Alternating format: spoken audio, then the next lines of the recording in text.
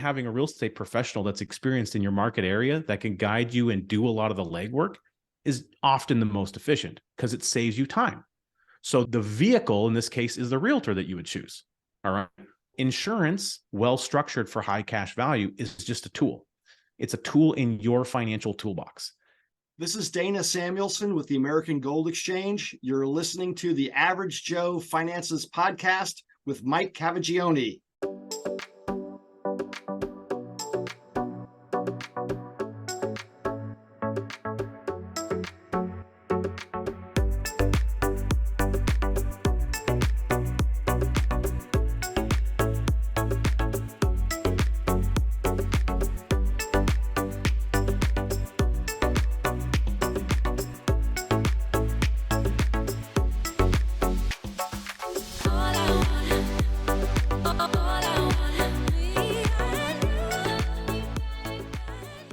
If you're watching this on YouTube, make sure you smash the like and subscribe buttons. If you're listening to our podcast, go leave us a 5-star review. All of our links can be found in the video description or show notes below. Hey, welcome back to the Average Joe Finances Podcast. I'm your host, Mike Cavagioni, and today's guest is Richard Canfield. So Richard, super excited to have you on. We're going to talk about something really neat, becoming your own banker, right? Because everybody should be their own banker in their life. We just talked about that a little bit offline, and I'm really excited to hear your side and get into this. So welcome to the show. I'm happy to be here, Mike. I'm excited. You have a great program. I think you provide a ton of value to your listeners, and hopefully I get to be a part of the list of people that gets to do the same.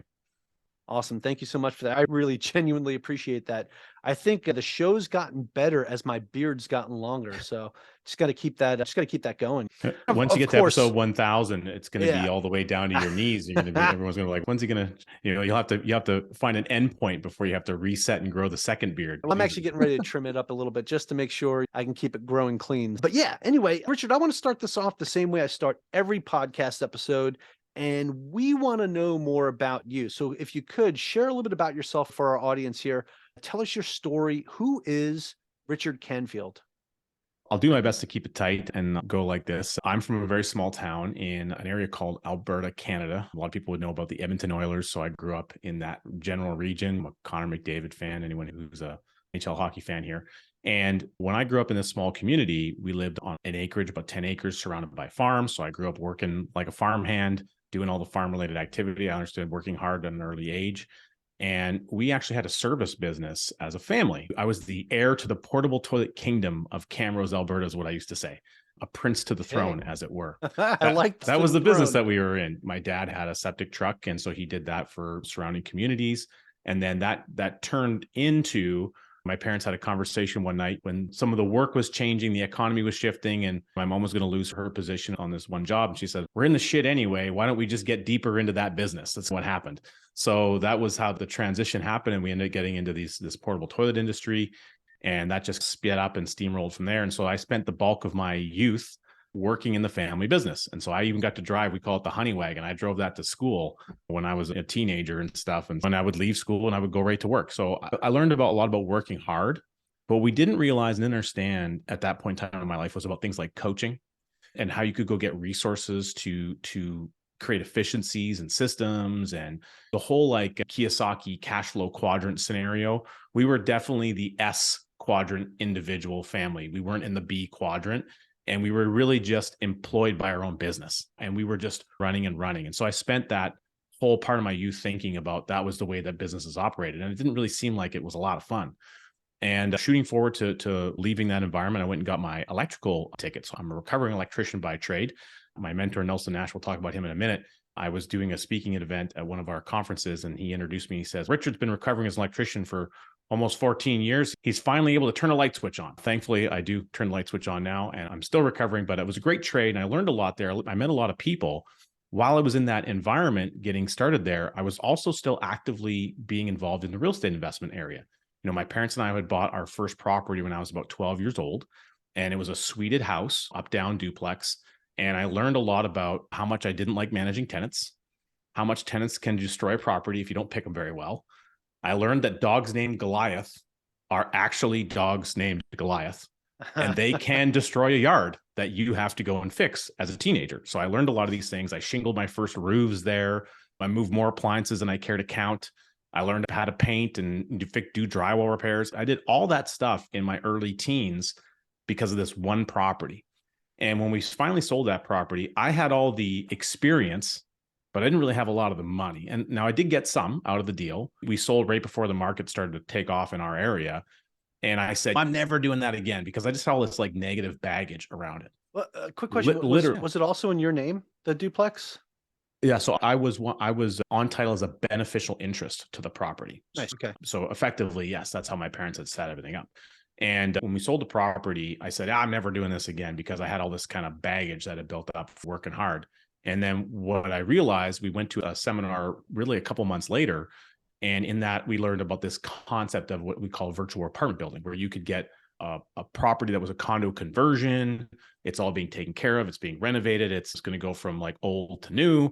You could buy the unit and you could basically stack units like this every twice a year, or every couple of years, you buy another one. It might be in a different market environment, but because you're spreading out a bunch of different markets, you have a little bit of diversification there from market cycles, et cetera. And then you would just continue doing that. And they wouldn't really cash flow a great deal, but once you pay them off, you have this long-term cash flow. So it was a very long-term thinking model. But the key for me that really got me as a young man who had just turned 18, I never have to meet a tenant. I never have to paint any walls. I never have to move an appliance. There are no Goliath dogs. There are none of these things that the experiences that were negative for me would be there. And so I immediately, shortly thereafter selling that first property, we got into the next one, and then the next one, and then the next one. And so we started building up like that while I was starting my electrical career. And then when I sold the next property, that first one that we bought that was a virtual apartment building style, was about 3 years later. I remember getting my first $15,000 check. And I thought, okay, there is something after all to this real estate deal. And this is going back to about 2000 and maybe 2002, 2003, something like that. It's quite a while ago. And I realized I wanted to double down on that. So I really started getting into the real estate investment industry, taking courses, meeting a lot of people, a lot of networking, got involved in some real estate investment network groups. And I had a lot of fun doing that. And of course, that led me down a personal development track. And through that mechanism of going and doing all that work and spending all that money on those courses and meeting all the gurus, I came to realize that what I'm meant to do in the world is really to be able to take information that I've aggregated and be able to share it with other people. So similar to the format of what your podcast does, not unlike your own journey, Mike, I think to some degree, you just almost feel called and pulled to do that type of work. And so I found that was the case. And, that'll lead us up to my part of the journey where we get to the process of becoming your own banker. But what was interesting is when I got this book, so the book called Becoming Your Own Banker, written by R. Nelson Nash, I received that book in the summer of 2009 and was recommended by a good friend of mine who's a business partner of mine today. And we actually have our own podcast called Wealth Without Bay Street together, him and I. And when I received that book and I finally read it, what I realized is this is the thing I've been looking for my whole life. At the time, being in Canada, of course, we do this all over North America presently, but being in Canada at the time, the exchange rate was pretty abysmal. It cost me about $50, $55 to get a $20 book to my door. Okay. And after reading that book, what I realized is in 92 pages, I got a better financial education than the $40,000 I'd spent in the 10 years prior, going to all the courses and doing all the personal development. And I really got to thinking, I said, if that's true for me, how many other people would that be true for? Why am I putting all the money and giving all the gurus my money if for what's in this book, I could have just learned things. I could have just shortcutted a bunch of things and I could have got myself on the right track right away. So I felt a little bit gypped in my experience, and I didn't want to discount anything I learned. Of course, and learning is learning. There's nothing wrong with that. But it was just a pure realization to me that things could have just been so much better had I got the book first before all that other stuff. And so I immediately began to go into the discovery and the implementation phase, because at that point in time in Canada, we didn't really know how we were going to implement the process. So we had to go into that discovery and learn. And the end result is, and you asked me before we hit the record button, how the process of becoming your own banker, the infinite banking concept operates in north of the border versus south of the border. They're very much the same. There's not a big difference there. The differences are quite minor and they're technical of nature. There's usually around our tax system. There's not a lot of difference. As far as how you implement the concept and the way the concept itself works in general, there really is no functional difference. And so once we really understood that, we just went to work and got started. And so now I'm entering my 14th year of teaching this concept to families, business owners, real estate investors, and I'm having a heck of a lot of fun doing it. And we just launched our third book about the topic. And we got a Amazon bestseller status here last week when we did our book launch. So we're having a lot of fun with what we're doing. And all we're really doing is we're taking, oh, thank you very much. I appreciate that. We're taking the message that was instilled on me from Nelson Nash, who was the guy who developed this concept. He became my friend and my mentor, and he completely and totally changed my life. And there's not a single aspect of my life, Mike, that hasn't been positively impacted in some way, in some measure, by getting to meet, know, and understand Nelson Nash and the concept that he created, right down to my personal relationships. Everything has been positively impacted simply by getting to know who that individual was. Yeah, no, that's awesome. So Richard, before we dive a little bit deeper into infinite banking and talking about your mentor, I was taking some notes as you were going, and I'm curious as to what this virtual apartments were. Like you described it, and in my head, I'm telling myself this sounds very much a real estate syndication, right? So are you actually going in as like a partner on these properties and you're completely hands off, but it's an actual physical property? Or is it really virtual? Like, what does that look like? Yeah. So the idea, and of course, when this was being presented, I remember it was like one of those, you go to the dinner, they pay for dinner and they try to sell you Yeah. something, basically deals. And it was a great dinner, by the way. It was fantastic. But Timeshares. yeah. The idea, they had an image, because this is before PowerPoints were really good. It was really, the internet was still pretty crappy at that point. We're talking a long time. We're talking about like 1999 is what we're back to. And they had an image of an apartment building, and then they had different condos in that building, but that had different looks about them.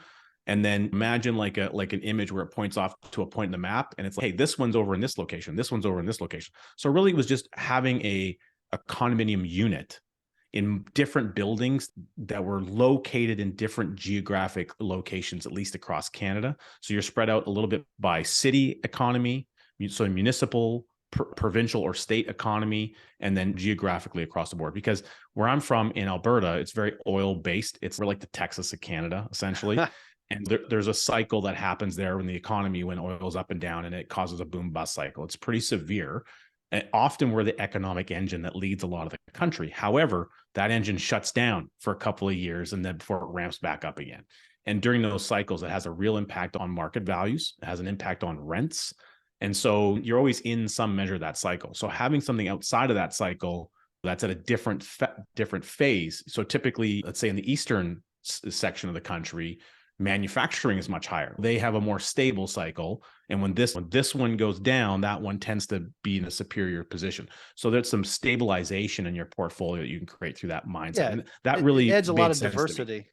Yeah, exactly. Yeah, that's interesting. So, because again, like when you first described it to me, it sounded like a real estate syndication, but at the same time, it's so much different, right? Because yeah, you're getting a couple different units, but they're going to be in different buildings and different towns and different areas. So you actually own that unit, right? But somebody else manages it and takes care of it.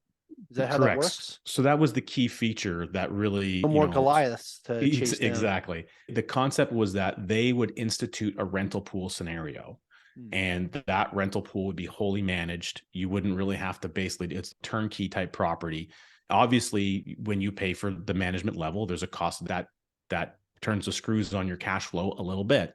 But the purpose of these buildings for me up front as a young man wasn't to generate a huge amount of cash flow. I got 60 years of working potential. I didn't really need the cash flow. What I wanted was the asset to get it paid for over a 15, 20-year time frame, so that I would have this ongoing asset that would be there for me. And then I would just keep accumulating was the concept. And now since I've learned a lot more in real estate, I've gone about doing things a different way.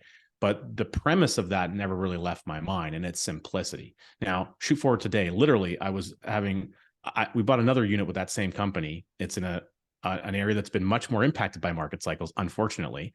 Tell you a little horror story. It's at one time at the market peak, it was appraised at $225,000. Today, I'd be lucky to get 30 grand for it. We paid 79. That's over a 20-year time frame. Now, it's in a very oil-centric marketplace that has been very depressed and impacted in the last number of years from some economic aspect. The end result is I went and pulled land titles on the property from about 150 units of a 180 unit complex. I paid a VA to go and get the data and try to search those people out. I put a 1-page lead page together with a video saying, hey, I want you to send me your proxies for the next meeting because I don't like what's going on. We're going to do a hostile takeover of this condo board.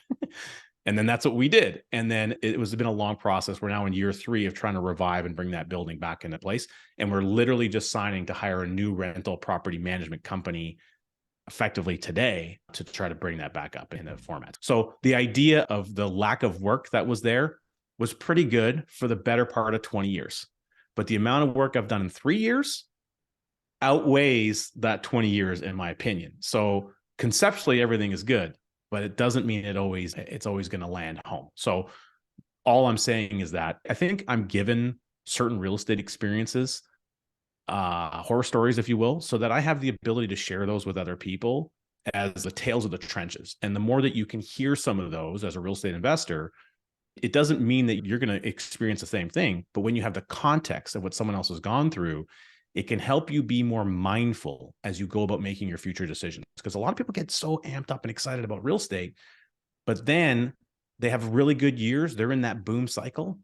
And as soon as the winds of change come about, that's when you start to you really get to recognize, were you built for this or not? Do you have the stick factor and the sustainability to go through the hard times? Because hard times will show up.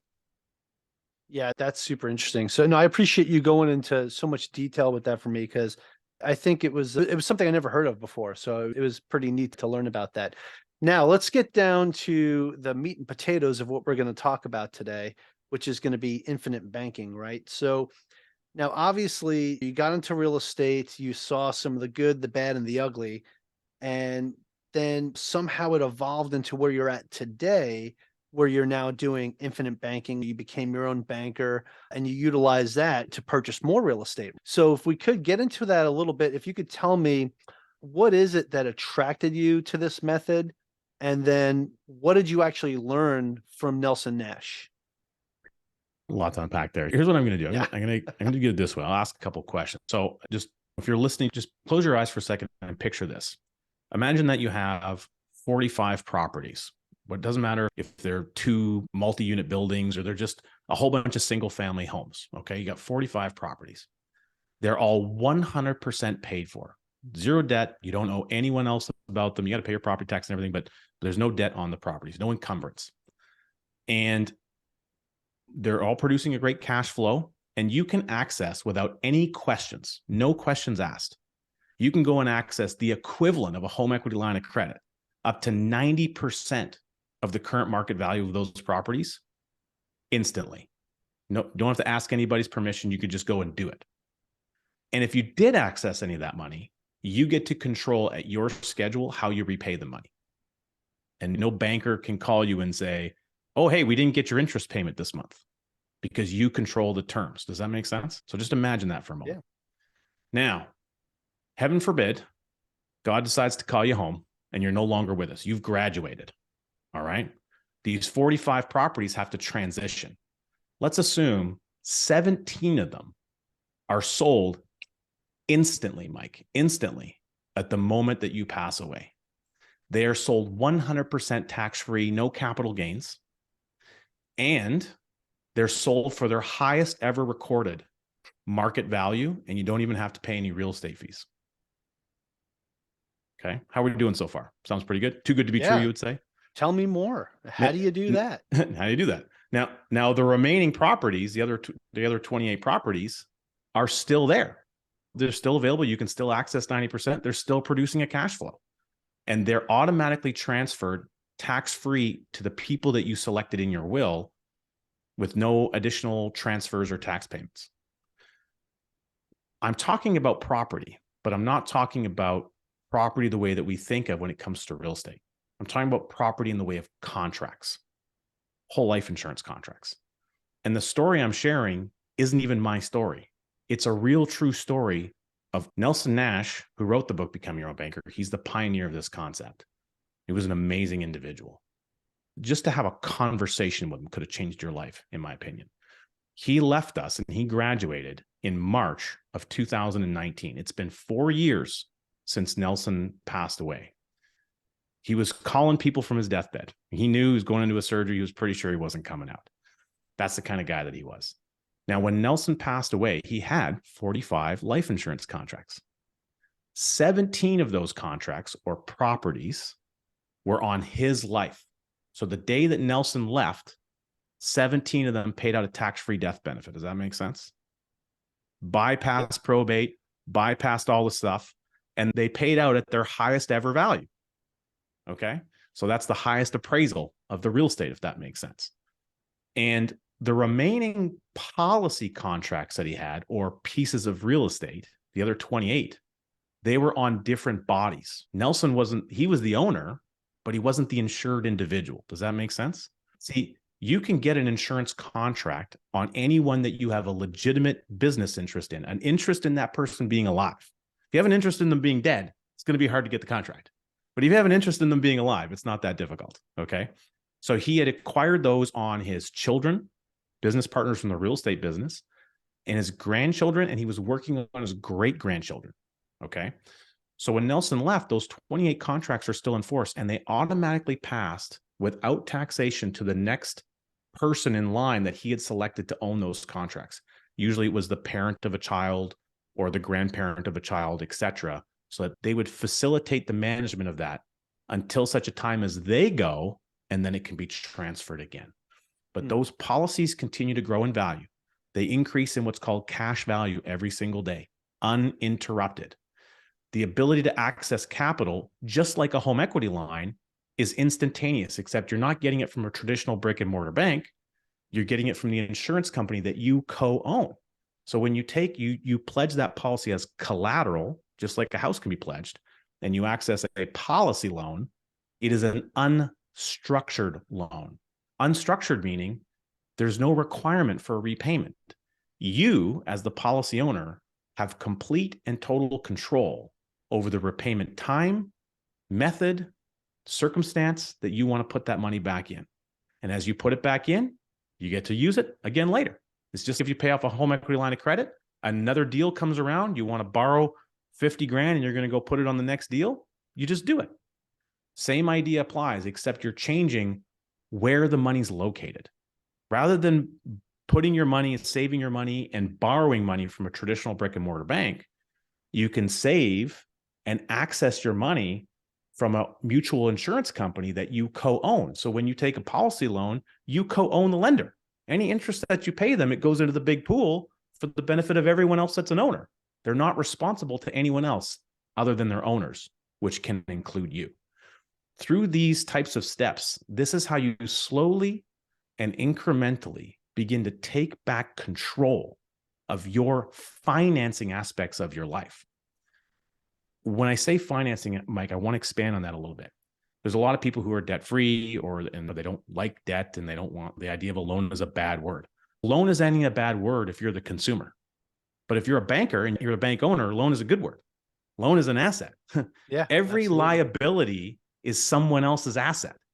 Once you really understand that, you just want to change positions with who the bank is.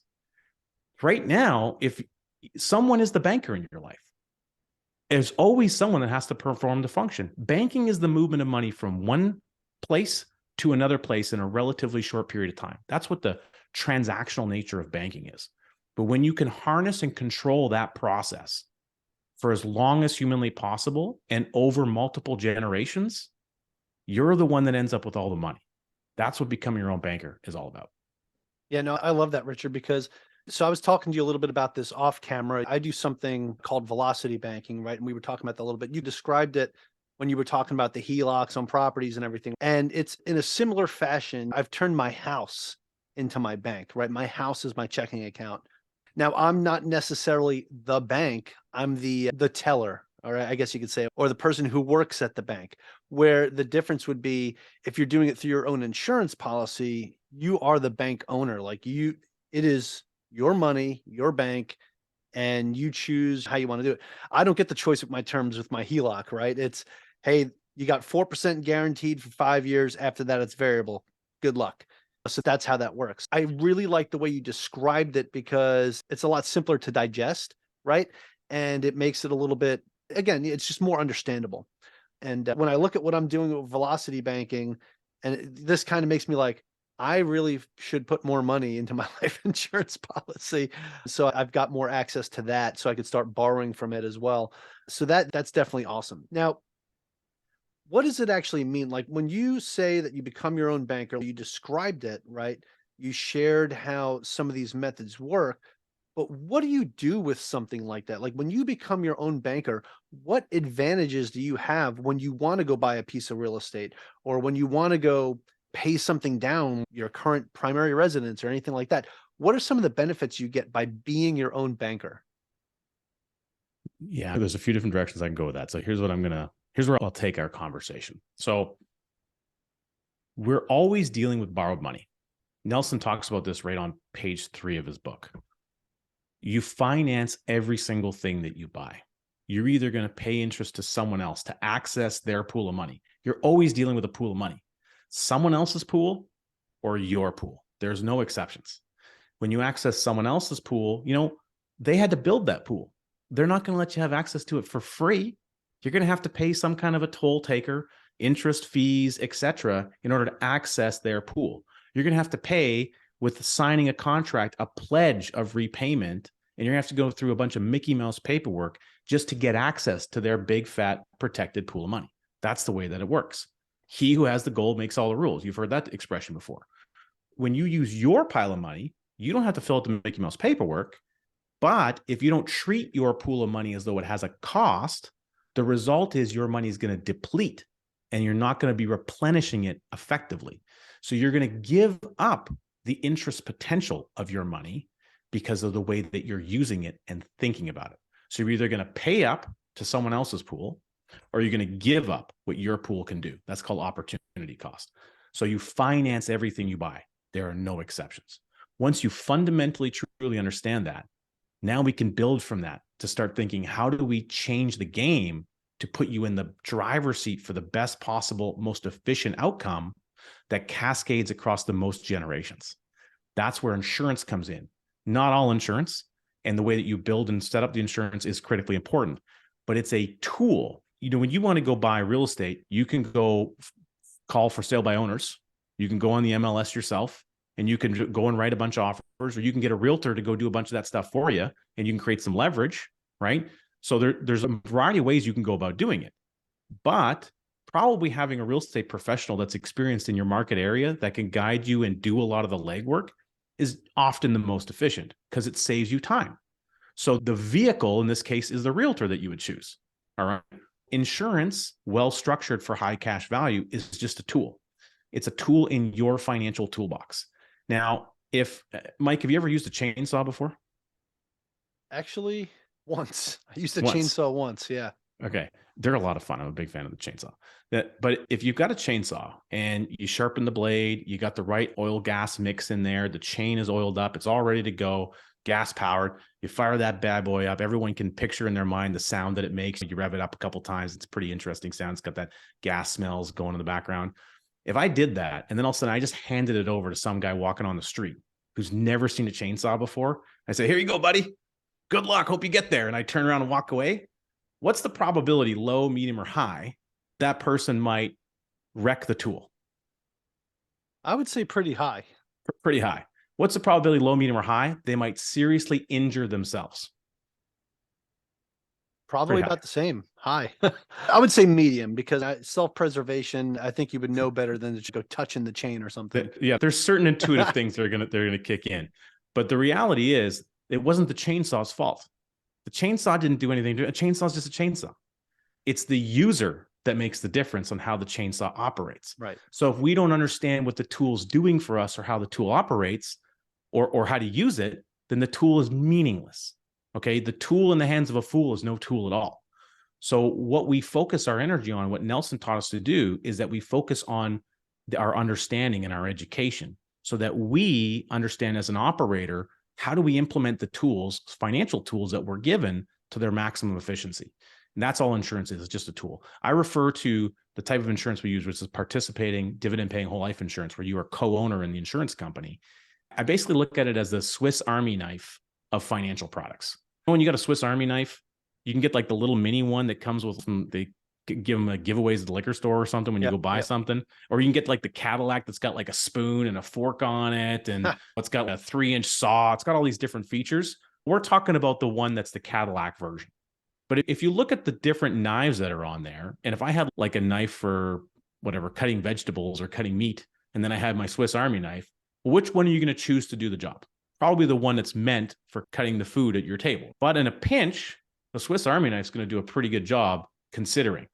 So maybe it's not the best at all things, but it can do way more things than any individual tool can. Does that make sense? That's a great analogy. I really like that. Now, so Richard, I want to ask you about the other side of it. We were talking about if you borrow from a HELOC, you got to pay interest, there's fees you got to pay. I know when I took my HELOC out, and even when I raised the amount, I had to pay like these fees just for the paperwork itself, right? Now, past all that, you're not really dealing with that with the insurance side, but on the insurance side, you're paying a premium every month for the actual death benefit and other things. So what does that kind of look like compared to something like a HELOC, where I pay interest now, but if I'm not using it, I'm not paying for it. Now, mind you, I do have a whole life insurance policy as well. I also pay for that separately, but I'm just, for my listeners, like, what would you say is like the biggest benefit to having to pay that monthly premium? Here's the way I would look at it. To me, it's best aligned with a long-term buy and hold piece of real estate. And your listeners will probably be very familiar with that from listening to your program. When we think about the plain vanilla long-term buy and hold real estate strategy, I'm going to go buy a property. I'm going to put a down payment, probably somewhere in the area of 10 to 20% down, depending on the market condition and the rules and how I can structure the financing. I'm going to get some tenants and they're going to pay for it. Every once in a while, I'll have to fork out some maintenance and do this and do that. And there's some risk involved, but eventually that mortgage is paid for. And every time that the payment gets made, some equity gets created. And hopefully, if I've been good strategically at my purchasing, the market value is going to go up over time. And so value goes up, mortgage goes down. What we have in the middle is I refer to as the jelly in the sandwich. That's the equity. Okay. There's this old commercial that we used to have in Canada. It was a bank commercial. There's these two little kids and they're up late at night in their pajamas. And one kid's got a flashlight and the other brother, they're looking around in the living room. And the little boy says to his older brother, says, "What are we looking for?" "Equity. Dad said it's trapped in the walls." Okay. and so that's your long-term buy and hold commercial. Yeah, it's a good commercial. It's your long-term buy and hold piece of real estate. As the mortgage gets paid, you get access to some of the money. As the value goes up, you get access to some of the money. However, you can only get that access if the HELOC is in place or if you got it set up and if you're allowed to keep it. And you often have to go back and refinance. But on day one, when you buy the property, you don't really have any equity because the bank's already lent you the maximum amount. You're probably looking 3, 4, 5 years down the road before you can restructure that loan in some way to get access probably to your original down payment capital. Does that make sense? And I'm not talking about the BRRRR strategy, people doing flips and creating value on the buy. I'm talking about your plain vanilla buy and hold strategy. Make sense? So the same thing applies to getting a whole life insurance contract. When it's well structured, the premium is the solution. So every time that you put premium in, you're creating equity. Whatever equity is created, you can instantly access 90% of it with no questions asked. No questions. Okay. There might be a minimum loan amount from the life company. Like we work with one where the minimum loan amount's $500. Great. I was on a call with a guy today. I said, if you deposit $500 tomorrow, you're going to instantly create a little bit more here than what you got. And you could probably take a loan of $600. It's a brand new policy. He's just getting started. He's a young guy, just getting his feet wet. But that's the key thing. So and then every single year, here's the difference. With real estate, the market can go up and the market can go down. The rental market can go up and it can go down. And you've experienced those things, I suspect, and you've probably had a lot of people talk about it on your program. I already shared a couple stories today. I can give you more if you really want. So you don't get to control the market. You and I don't get to control the next presidential election. By the way, that affects us in Canada pretty big. You don't get to control the CBDCs that they're coming out with or any of those, the gold price, territorial conflicts happening in other parts of the world, global strife. We don't control any of that.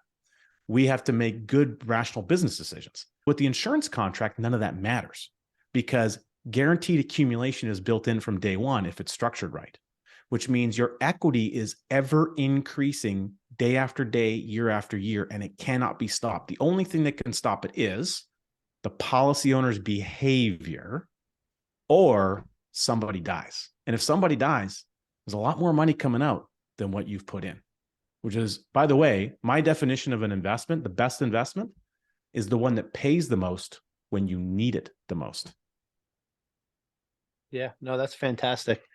All right, Richard, I want to ask you one more thing before we transition this into the final round, because you said something earlier that really caught my attention when you were talking about what Nelson did near the end of his life with his passing, but his focus was on calling everyone else and making sure they knew what to do because he had policies on other people.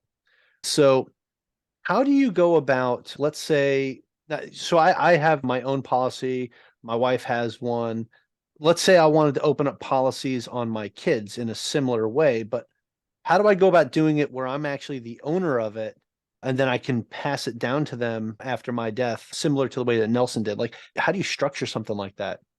Super good question. In fact, we literally just did a Canada-wide tour of our family banking conference. And what we do is we teach people about family banking and how to have a family banking meeting and integrate conversations about financial accumulation and wealth preservation and keeping all the money in the family. We're talking about a family aquarium where the money never leaves the family. That's what we teach people how to do. That's what I'm trying to do with my kids. I want to build something for them that they can carry down to their kids and their kids. There you go. But bulletproof sustainability, that's what it's all about. And so I'll use myself as an example. So I currently have 12 insurance policies. I'm opening a 13th one this year. I haven't made the decision yet, but I'm quite confident after what happened today that I'll probably be doing it in the next 30 or 45 days. How many on yourself? Most of them are on me. I have 2 for each of my kids. I have a 5 and a 7-year-old. And then I have 3 on my wife. One of them's pretty small, but I have 3 on my wife, and then the rest are on me. And so I'm the one that's the primary income earner. So I'm the one that needs, so just logically speaking, I'm the one that needs the most coverage. The family will be most impacted if something happens to me. Okay. So when we think about building a plan, a lot of things go into that construction, because it has to think about what's unique to you and your family, your goals and objectives, and also how's the structure set up, who needs the coverage, etc. So a lot of people want to go do it on their kids first. I'm like, okay, what happens if you're dead? How are your kids going to deal with this? They're not going to deal with it. We need to solve the problem on you first. Okay. So I'm really glad to hear that you and your wife are properly covered. So when both of my kids turned basically with 16 days of age, policy application went in on both of them. Okay. And that's the earliest you can insure a child, typically, at least in Canada. And I've since got another policy on each one of them, and I plan to get more in the future. I'm the owner of most of those contracts. My wife owns a couple. And if something happens to me, I have it set where my wife is the contingent owner on the kids' policies. So my policies pay out. My wife, I own one on her. She takes over ownership of it, and the kids' policies automatically pass to her. If she goes, well, then the kids' policies pass to them, and a trustee looks after them until they're 18 years of age. Okay. We select who the trustee is. And then we'll have additional context in our will to explain what we want the kids to do with that. So I'll talk to you a little bit more about the idea of family banking. We have a family banking meeting. Now, my kids are only 5 and 7. We only keep their attention for about 25 minutes. I make sure that my wife gets a treat that the kids are going to want to do, and we align it with a family vacation. So we did it at spring break here. We were down in Vegas. We rented a house for a few weeks. It was great. We had a pool and everything was wonderful. At the last day, we have a family banking meeting, and we spend the first 10 minutes just talking about what are all the amazing things that we did when we were here. What are some of your memories? What are your takeaways from our event? Hey, why are we able to do something like this? And the kids say, because of the family bank, Dad. Boom, high five, big hugs. I say, okay, that's great, Nathan, Nora. Okay, now that we've come on the family vacation and we're going to have our family banking meeting, when we go back home, what are some things that we need to make sure we do as far as the family banking system? It says, oh, we have to put the money back in, Dad. High five. Why is that? Why do we get to put money back in? So we can use it again later. My kids don't know about insurance policies. They don't know about rental property investments. They don't understand a lot of these other things. And they don't need to, because they understand the fundamental basics of how we're going to cycle money as a family, and we're going to keep the money in the family. Now, we can expand on that as they get older, but for right now, that's it. That's all they need to understand, because everything else is dead simple if you get those fundamentals in place. And what we talked about in this family banking meeting is I started to bring up the idea of passive versus active income. Now, they don't see me. They know I got the podcast studio at home. They see me standing on my walking treadmill, talking to you and having a good time. And I've got my computer, my headset, and they come in, they check out what's going on down here every once in a while, but they don't know how that translates into money. It's hard for them to visualize. My wife, she makes these crazy art, cool projects and out of wood and does all this fun wood crafty stuff. And then she sells that stuff. People show up at the door and they bring money to buy her cool stuff. So the kids can actually see that. So we talked about that as being active income. And then I said, now kids, you know that daddy's written a few books. So I brought a couple of the books. And so here's our book, Cash Follows a Leader. I'm going to do that. I'm going to do a giveaway for your listeners on that, by the way. And our first book, Canadian's Guide to Wealth Building Without Risk. And we just launched Keep Taxes Away from Your Wealth.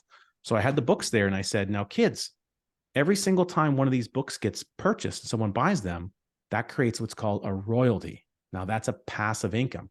Daddy did all the work to write the book one time. And every time for the rest of time that this book gets sold, that produces a little bit of money. And that's called passive income because we did the work once and now we don't have to do the work again. So I use that meeting as an opportunity to educate the kids about something new. And we're just going to keep expanding on those concepts and then relating them back to the simplicity of keeping the money in the family. I'm going to go one step further on this, is that when my kids are older, they're going to need cars.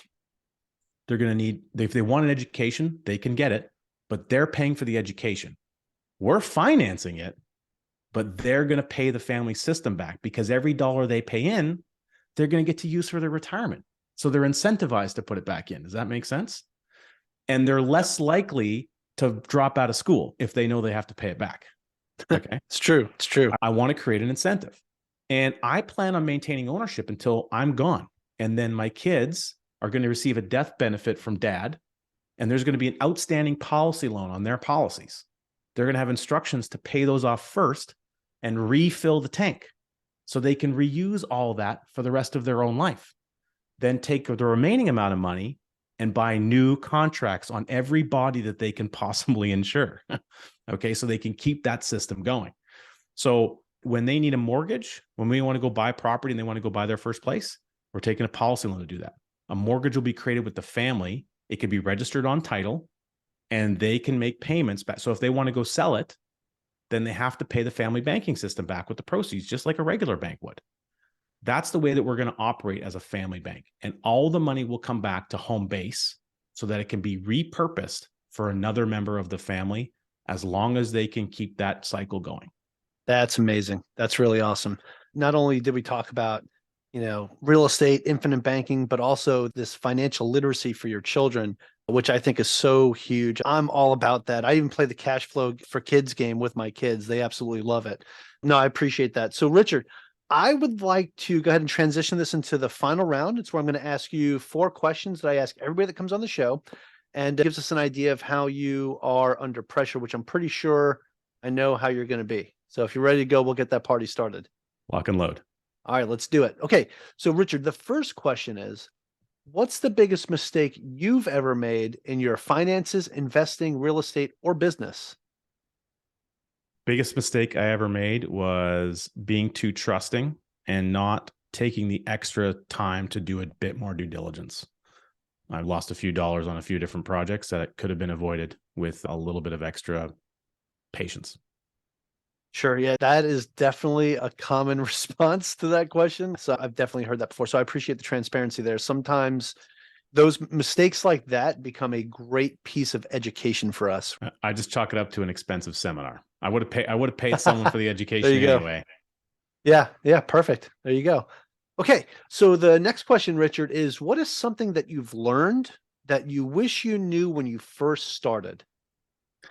That's dead simple. I wish I would have read Nelson. I wish someone would have given me Nelson's book when I was in my early teens, or at least when I was 18 years old. If I would have read that book first, I can only begin to imagine what my life would be like today. It would have changed everything.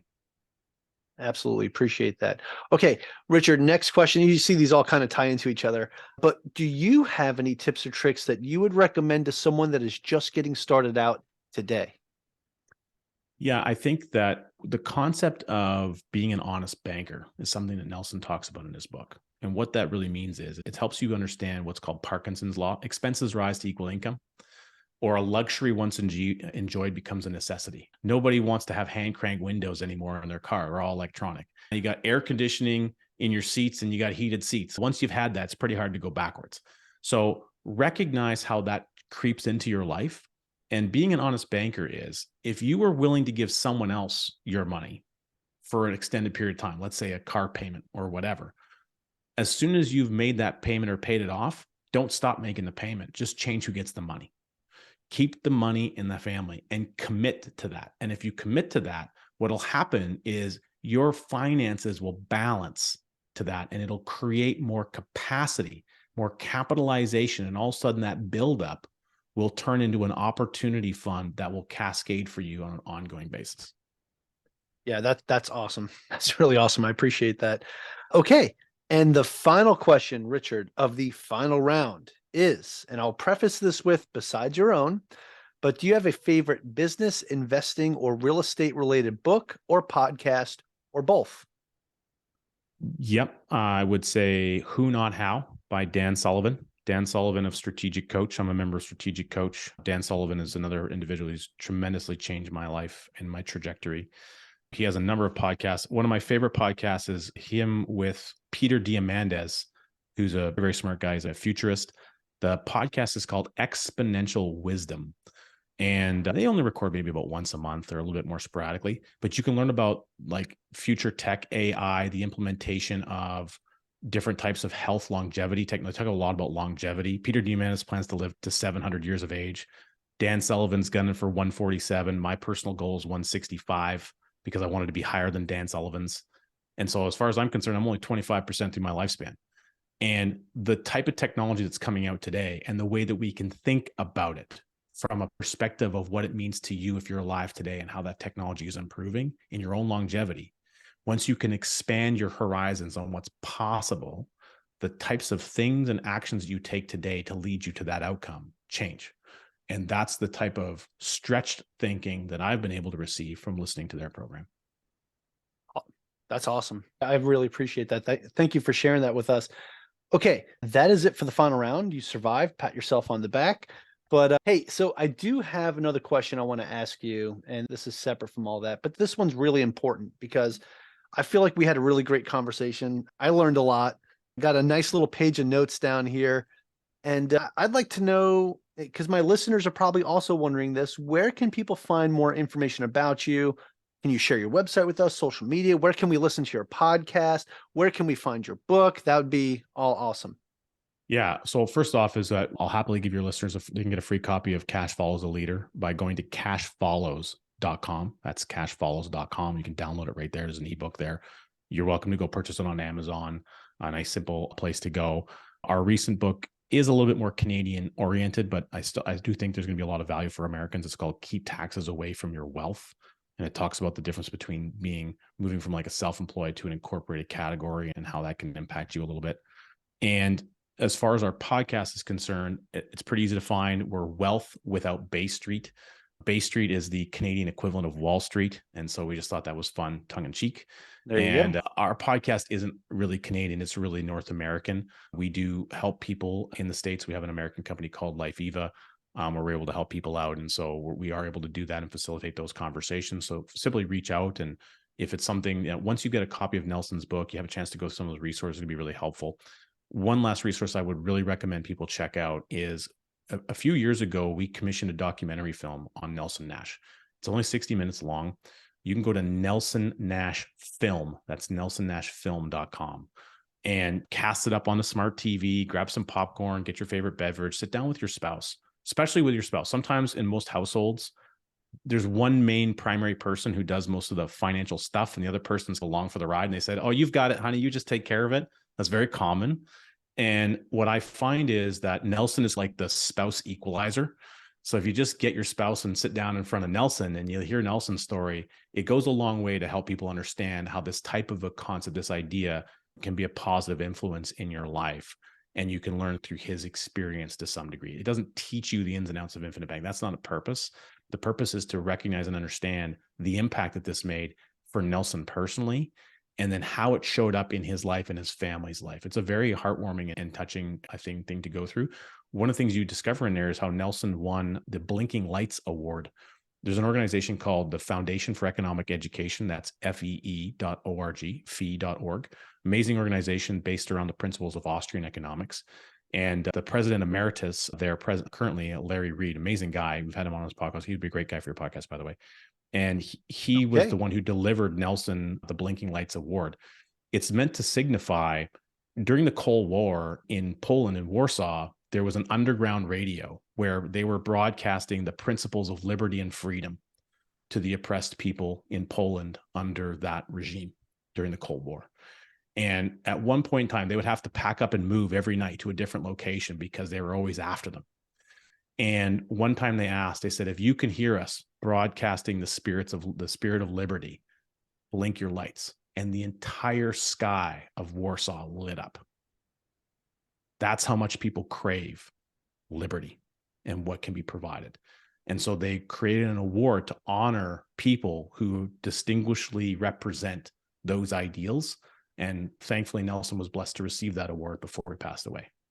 Yeah, that's awesome. Thank you so much for sharing that. And that extra tidbit there, that's fantastic. So for my listeners, definitely go check out the nelsonnashfilm.com. And I'm definitely going to watch that. It sounds like it's going to be a very interesting documentary and learn a lot more about what we discussed today.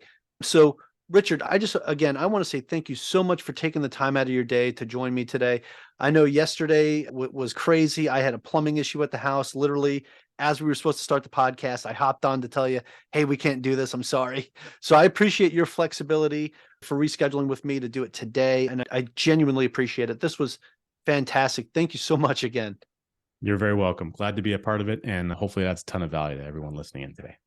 Absolutely. And hey, I also want to thank my listeners for joining me and our special guest, Richard Canfield, on the Average Joe Finances podcast. Go leave us a 5-star review and tell us what you liked about today's episode with Richard. Aloha from Hawaii and have a great rest of your day. Thank you for making it to the end of this episode. Greatly appreciate you being here with me today on the Average Joe Finances podcast. If you haven't done so yet, make this the episode that you go leave us a 5-star rating or subscribe to our YouTube channel. The Average Joe Finances podcast is for informational and entertainment purposes only. Have an outstanding day.